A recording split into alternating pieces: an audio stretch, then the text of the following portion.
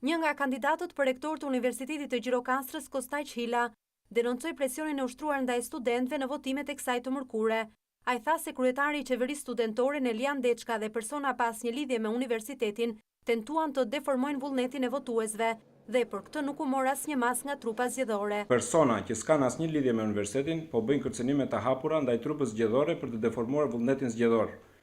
Një rol të rëndësishëm në këtë krahas këtyre personave po luan dhe kryetari i qeverisë studentore, i cili ka koqë dhe me statusin në Facebook në emër të qeverisë studentore dhe më pas të ndryshuar, ka dalë hapur me këtë qendrim dhe sot po zhvillon pikërisht këtë aktivitet që lidhet me këta persona. Zoti Hila ju referua edhe një statusi në Facebook që administroi nga qeveria studentore, por që më pas ndryshoi emrin në Unë Zgjedh, ku bëi fushat për kandidatin tjetër për rektor Bektash Mema.